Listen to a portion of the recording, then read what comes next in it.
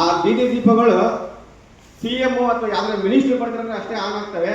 ಮತ್ತೆ ಯಾರಿಗೋಸ್ಕರ ಬೀದಿ ದೀಪವನ್ನು ಅಳವಡಿಸಿರೋ, ಸಾರ್ವಜನಿಕರಿಗೋಸ್ಕರ ನೀವು ಅದನ್ನ ಬೀದಿ ದೀಪದ ವ್ಯವಸ್ಥೆ ಮಾಡಿರೋ ಅಥವಾ ಸಿಎಂ ಅಥವಾ PM ಬಂದಾಗ ಆನ್ ಮಾಡೋಕ್ಕಷ್ಟೇ ನಿರ್ಮಾಣ ಮಾಡಿದ್ರೆ ನನಗೆ ದೊಡ್ಡ ಪ್ರಶ್ನೆ ಆಗಿರ್ತಾನೆ ಇದರಿಂದ. ಹಂಗಾಗಿ ದಿನನಿತ್ಯ ಅಲ್ಲಿ ಕೂಲಿ ನಾಲಿ ಮಾಡ್ಕೊಂಡು ರಾತ್ರಿ ಹೊತ್ತಲ್ಲಿ ಹೆಣ್ಮಕ್ಳು ಓಡಾಟದಲ್ಲಿ ಹುಡುಗರು ಬೈಕಲ್ಲಿ ಹೆಣ್ಮಕ್ಳು ಕರ್ಕೊಂಡು ಹೋಗುವಾಗ ಏನೇನು ಕೆಟ್ಟ ಮಾತಾಡ್ತಾರೆ ಅಂತ ನನ್ನ ಗಮನಕ್ಕೆ ಬಂದಿದೆ. ಸಾರ್ವಜನಿಕರು ಹೇಳಿದ್ದಾರೆ, ದಯಮಾಡಿ ತಕ್ಷಣವೇ ಆ ತುಂಗಭದ್ರಾ ಸೇತುವೆ ಮೇಲೆ CC ಕ್ಯಾಮೆರಾ ಮತ್ತು ಬೀದಿ ದೀಪ ಅಳವಡಿಸುವಂತ ಕೆಲಸ ಮಾಡಬೇಕು. ಆಮೇಲೆ ನಮ್ಮ ಏನು ಹರಿಹರ ಸರ್ಕಲ್ ಇಂದ 4 ದಿಕ್ಕು ಏನು ಸಿಟಿ ಲಿಮಿಟ್ಸ್ ಎಲ್ಲಿ ಸೇರುತ್ತೆ ಅಲ್ಲಿವರೆಗೂ CC ಕ್ಯಾಮೆರಾ ಮತ್ತು ಬೀದಿ ದೀಪ 10 ಕೊಂಬುಗಳಿಂದ 10 ಕೊಂಬುಗಳಿಗೆ ಒಂದು ಬೀದಿ ದೀಪ ಅಳವಡಿಸಿರ್ತಾರೆ. ಇದು ಮಿಕ್ಕಿದೆಲ್ಲ ಸೆಂಟರ್ಗೆಲ್ಲ ಕತ್ತು ಕಾಣುತ್ತೆ. ಹಂಗಾಗಿ ಸಾರ್ವಜನಿಕರಿಗೆ ತುಂಬಾ ತೊಂದರೆ ಆಗುತ್ತೆ. ದಯಮಾಡಿ ಬೀದಿ ದೀಪ ವ್ಯವಸ್ಥೆ ಮತ್ತು CC ಕ್ಯಾಮೆರಾ ವ್ಯವಸ್ಥೆ ಮಾಡಿ.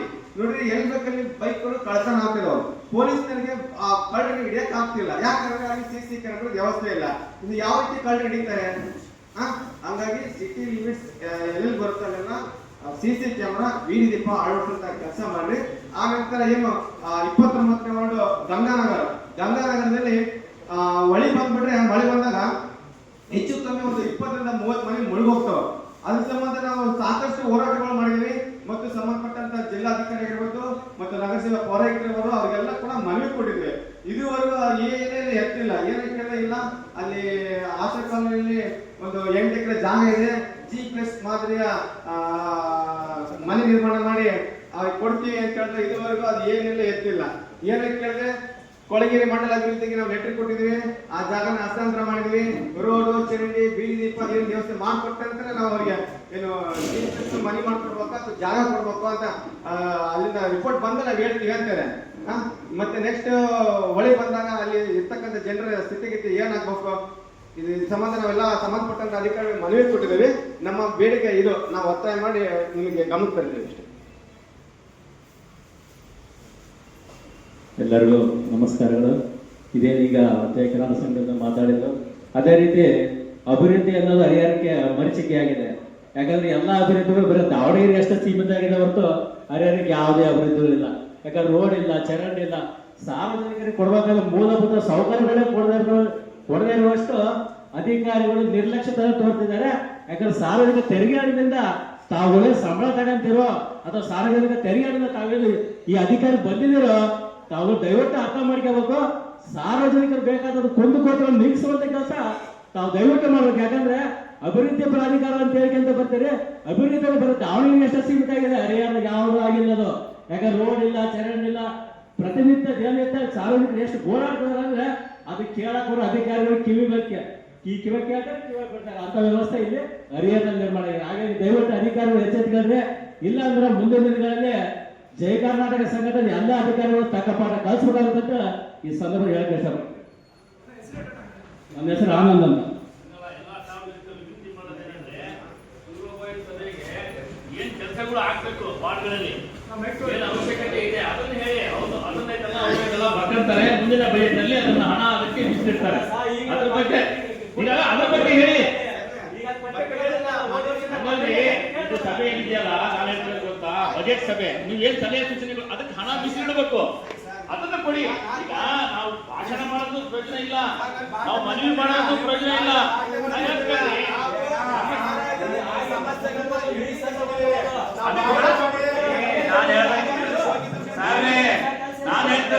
ನೀವು ಅರ್ಥ ಮಾಡ್ಕೊಳ್ರಿ. ನಾನು ಹೇಳೋದು ನೀವೇನ್ ಹೇಳಿದ್ರಲ್ಲ, ಸೇತುವೆ ಮೇಲೆ ಲೈಟ್ಗಳು, CC ಕ್ಯಾಮೆರಾ, ಅದಕ್ಕೆ ಹಣವನ್ನು ಮೀಸಲಿಡಿ. ಅದನ್ನ ಹೇಳ್ರಿ ನೀವು ಈ ಬಜೆಟ್ ನಲ್ಲಿ.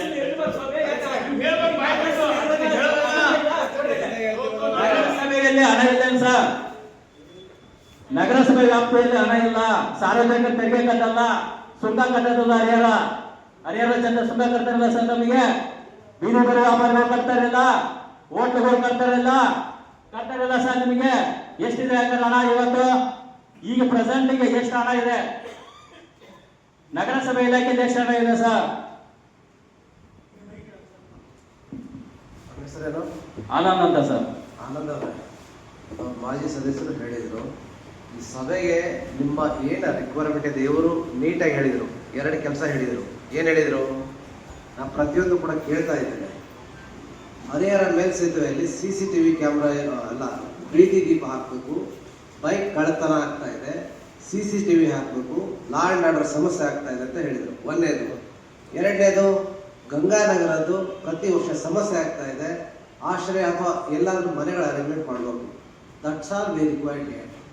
ಅರ್ಥ ಆಯ್ತಲ್ಲ? ಇದರಲ್ಲಿ ನಾವು ಹೇಳೋದು ಕನ್ಸ್ಟ್ರಕ್ಟಿವ್ ಆಗಿ ಯೋಚನೆ ಮಾಡೋಣ. ಎಲ್ಲದೂ ಒಂದೇ ವರ್ಷದಲ್ಲಿ ಆಗತ್ತೆ ಅಂತ ಹೇಳಿ ನಮ್ಮ ಉದ್ದೇಶನೂ ಇಲ್ಲ.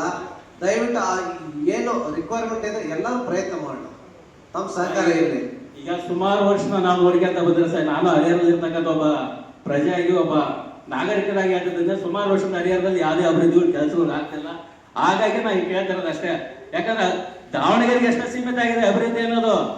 ರೋಡ್ ನೋಡ್ರಿ, ಅಲ್ಲಿ ಲೈಟಿಂಗ್ ವ್ಯವಸ್ಥೆ ನೋಡ್ರಿ, CC ಕ್ಯಾಮರಾ ನೋಡ್ರಿ, ಫುಟ್ಬಾಲ್ ನೋಡ್ರಿ. ಯಾಕೆ ಹರಿಹರ ಸೀಮಿತ ಇಲ್ಲ ಹಂಗಾರೆ? ಹರಿಹರ ದಾವಣಗೆರೆ ಸಂಬಂಧ ಇದೆಯೋ ಇಲ್ವೋ? ಇಲ್ಲ ಅವಳಿ ನಗರಗಳು ಅಂತ ಹೇಳ್ತಾರೆ, ಅವಳಿ ನಗರಗಳು ಎಲ್ಲೈತಿದೆ? ಮನ ತಾಯಿ ಧೋರಣೆ ಆಗೈತದು. ಬರೀ ಎಲ್ಲ ದಾವಣಗೆರೆಗೆ ಆದ್ರೆ ಅದೇ ರೀತಿ ನಿಮ್ಮ ಪಾಯಿಂಟ್ಸ್ ಅರ್ಥ ಆಗಿದೆ. Will note down.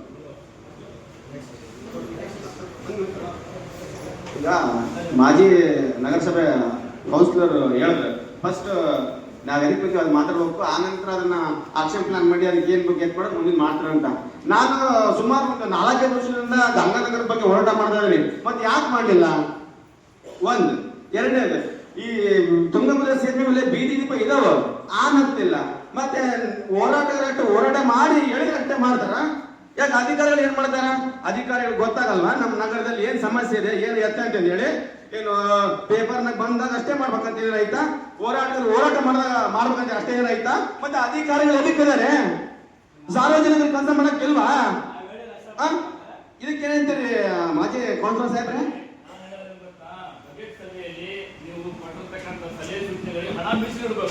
ಕೊಟ್ಟಿದಾರಲ್ರಿ, 4 ವರ್ಷ ಇದ್ದರೆ ಕೊಟ್ಟಿ, ಮತ್ತೆ ಹಣ ಯಾಕೆ ಮೀಸಲಿಲ್ಲ? ಸರ್, ನಾವ್ ಹೇಳ್ತಿರೋದು ಈಗ ಕೌನ್ಸಿಲರ್ಗಳು ಇಲ್ಲ ಬಾಡಿ, ಹೌದ್ರಾ? ಸಾರ್ವಜನಿಕರ ಸಲಹೆ ಸೂಚನೆಗಳು ಈ ಸದ್ಯನ ಬಜೆಟ್ ನಲ್ಲಿ ಅದಕ್ಕೆ ಹಣ ಮೀಸಲಿಟ್ರೆ ಈ ಸಾರ್ವಜನಿಕರಿಗೆ ಈ ಸಭೆ ಕರಿತಿರಲ್ಲ ಸಲಹೆ ಸೂಚನೆ, ಅದಕ್ಕೊಂದು ಏನಿದೆಯಲ್ಲ ಒಂದು ಅರ್ಥ ಬರುತ್ತೆ. ಈಗ ಇವ್ರು ಏನ್ ಹೇಳ್ತಿದ್ದಾರೆ ಅದನ್ನೇ ನಾವು ಹೇಳ್ತಿದ್ವಿ. ಏನ್ ಸಮಸ್ಯೆಗಳು ಇದಾವೆ ಅದಕ್ಕೆ ಹಣವನ್ನು ಮೀಸಲಿಡಿ. ಇಷ್ಟು ಸಮಸ್ಯೆ ಇದೆ. ಎಕ್ಸಾಂಪಲ್ ಅಲ್ಲಿ ನೀವು ಹೇಳಿದ್ರು ಲೈಟು, CCTV ಕ್ಯಾಮ್ರಾ ಎಷ್ಟು ಹಣ ಬೇಕಾಗುತ್ತೆ ಅದನ್ನ ಬಜೆಟ್ ನಲ್ಲಿ ಕಂಪಲ್ಸರಿ ಆಗಿ ಮೀಸಲಿಡಿ. ಅದಕ್ಕೆಲ್ಲ ಇಟ್ರೆ ಆಯ್ತಲ್ಲ, ಇರೋ ಸಮಸ್ಯೆ ಏನ್ ಸಮಸ್ಯೆ ನಿಮ್ಗೆ ಇದ್ದಾರೆ ಅದು ಬಗೆಹರುತ್ತೆ, ಸಾರ್ವಜನಿಕರ ಬಾರಿಗೆ ಒಳ್ಳೇದಾಗುತ್ತೆ. ನಾವು ಅದನ್ನೇ ಸರಿ, ಆಯ್ತು ಸರ್. ಇಲ್ಲಿ ಸಾಕಷ್ಟು ಜನ ಮಾತಾಡಿದ್ರೆ ಇನ್ನೊಂದು ಅವಕಾಶ ಮಾಡ್ಕೊಡೋಣ ಸರ್. ನಾನು ದಯಮಾಡಿ ನನ್ನ ಬೇಡಿಕೆ ಇದನ್ನು ಈಡೇರಿಸಬೇಕು. ಯಾಕಂದ್ರೆ ರಾತ್ರಿ ತುಂಬಾ ಕತ್ತಿರ್ತಾರೆ ಸರ್. ಗಂಡು ಮಕ್ಳೇನೋ ತಿರುಗಾಡೋದು ನಡೀತದೆ, ಹೆಣ್ಮಕ್ಳು ಕೂಲಿ ನಮ್ಮಲ್ಲಿ ಮಾಡ್ಕೊಂಡು ಹೋಟೆಲ್ ಕೆಲಸ ಮಾಡೋದು ತಿರುಗಾಡ್ತಾರೆ, ಆಟ ಚಾರ್ಜ್ ದುಡ್ಡಿರಲ್ಲ. ಅಂತ ಸಂದರ್ಭದಲ್ಲಿ ಏನಾಗ್ತಿದೆ ಅಂದ್ರೆ ಸರ್, ಬೈಕಲ್ಲಿ ಒಬ್ಬರು ರಾತ್ರಿ ಕುಡಿದಿರ್ತಾರೆ ಸರ್. ಕೆಲವು ಕೆಟ್ಟ ಹೆಣ್ಮಕ್ಳು ಇರ್ತಾರೆ, ಆ ಹೆಣ್ಮಕ್ಳಿಗೆ ಬಾಗ ಗಾಡಿ ಅಂತ ಇಲ್ಲಿ ಬಿಡ್ಬೇಕಂತ ಕೇಳ್ತಾರೆ, ಫುಲ್ ನಿಷೇಧಗಿರ್ತಾರೆ. ಕರ್ಕೊಂಡಾಗ ಏನಾದ್ರು ಮಾಡಿ ಆಮೇಲೆ ಹೊಡೆದು ಒಳಗೆ ಹಾಕಿದ್ರೆ ಅಲ್ಲಿ ಯಾರನ್ನ ಕೊಡ್ತಿರ್ತಾರೆ ಸರ್. ಒಂದು ಬೈಕ್ ಕಳ್ತನ ಅದನ್ನೇ ಹಿಡಿಯೋದು ವಜ್ಜೆ ಇತ್ತು ಪೊಲೀಸ್ನವರಿಗೆ. ಇನ್ನು ಯಾರು ಹೊಡೆದು ಒಳಗೆ ಹಾಕಿದ್ರೆ ಯಾರನ್ನ ಕೊಡ್ತಿರ್ತಾರೆ ಹೇಳ್ರಿ? ಹಂಗಾಗಿ ನನ್ನ ಬೇಡಿಕೆ ಇದು ಮತ್ತು ಗಂಗಾನಗರ ಸಮಸ್ಯೆ ದಯಮಾಡಿ ಆದಷ್ಟು ಬೇಗ ಇದು ಈಡೇರಬೇಕು. ಇಲ್ಲಿ ತುಂಗಭದ್ರಾ ಸೇತುವೆ ಮೇಲೆ ಲೈಟ್ ಅನ್ನೋದೇನು ವರ್ಷ ಬೇಕಾಗಿಲ್ಲ ಸರ್. ಒಂದು ವಾರದೊಳಗೆ ಆಗುತ್ತೆ. ನಾನು 2 ಬಾರಿ ಮನವಿ ಕೊಟ್ಟಿದ್ದೀನಿ. ಈಗೂ ಕೂಡ ತಮಗೊಂದ್ಸರಿ ಮನವಿ ಕೊಡ್ತೀನಿ. ಮುಂದೆ ಮಾತಾಡೋದು ಅವಕಾಶ ಮಾಡ್ಕೊಡೋಣ. ಸೇತುವೆ ನಮ್ಮ ವ್ಯಾಪ್ತಿಗೆ ಬರುತ್ತಾ? ನಗರಸಭೆ ವ್ಯಾಪ್ತಿಗೆ ಏನ್ PWD ಸಂಬಂಧಪಟ್ಟದ? PWD ಅವ್ರು ಲೆಟರ್ ಮಾಡಿ, PWD ಸಂಬಂಧಪಟ್ಟರು ಅದನ್ನ ನೋಡ್ಕೊಂಡವ್ರು. ನಮ್ಮ ಏರಿಯಾದಲ್ಲಿ ಬೀದಿ ದೀಪಗಳು ಇನ್ನೂ ಸರಿಯಾಗಿ ಹೊಡಿತಾ ಇಲ್ಲ, ಅವನ್ನ ಸರಿ ಮಾಡಕ್ ಪ್ರಯತ್ನ ಪಡಿ.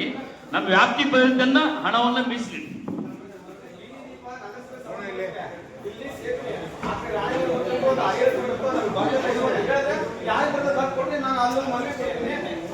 ಅಂದ್ರೆ ಈಗ ಸುಮಾರು ಕೌನ್ಸಿಲರ್ಗಳು ಬದಲಾವಣೆ ಆದ್ರು, ಸುಮಾರು ಕೌನ್ಸಿಲರ್ಗಳು ಬಂದು ಹೋದ್ರು. ಈಗ ಮತ್ತೆ ಚುನಾವಣೆ ಬಂತು. ಹಂಗಾರೆ ಕೌನ್ಸಿಲರ್ಗಳು ಬರೀ ರಾಜಕೀಯ ಅಧಿಕಾರ ಪಡೆಯಕ್ಕೆ ಕಷ್ಟ ಅದಾರ ಅಥವಾ ಅಭಿವೃದ್ಧಿ ಮಾಡಕ್ಕದಾರ? ಇಲ್ಲಿ ಕೌನ್ಸಿಲರ್ಗಳು ತಮ್ಮ ಏರಿಯಾದಲ್ಲಿ ತಮ್ಮ ವಾರ್ಡಲ್ಲಿ ಏನೇನು ಸಮಸ್ಯೆ ಇದೆ ಅಂತ ಹೇಳಿ ಕೌನ್ಸಿಲರ್ ಗೊತ್ತಿರುತ್ತಾನೆ. ಇದು ನಾವ್ ಹೇಳ್ಬೇಕಾ ಕೌನ್ಸಿಲರ್ಗಳಿಗೆ? ನಿಮ್ಮ ವಾರ್ಡ್ನಾಗ ರೋಡ್ ಇಲ್ಲ, ನಿಮ್ಮ ವಾರ್ಡ್ನಾಗ ಚರಂಡಿ ಇಲ್ಲ, ನಿಮ್ಮ ವಾರ್ಡ್ನಾಗ ಸೊಳ್ಳೆಗಳು ತುಂಬಿಕೊಂಡಿದಾವೆ, ಅದರಿಂದ ಸಾಂಕ್ರಾಮಿಕ ರೋಗ ಅಂತಂದ್ರೆ ನಾವ್ ಹೇಳ್ಬೇಕಾ? ಯಾಕೆ ಅಧಿಕಾರಿಗಳು ಗೊತ್ತಾಗಲ್ಲ ಅವೆಲ್ಲ ಏನೇನ್ ಬೇಕು ಸಾರ್ವಜನಿಕರಿಗೆ ಅಂತಂದೇಳಿ? ಅದು ನಾವ್ ಹೇಳಿದ್ರಷ್ಟೇ ಕೇಳ್ಬೇಕಾ? ನೆಕ್ಸ್ಟ್ ನಾವೇನ ಬೇಜಾರಾಗ್ತಾರೆ ಅಧಿಕಾರಿಗಳು.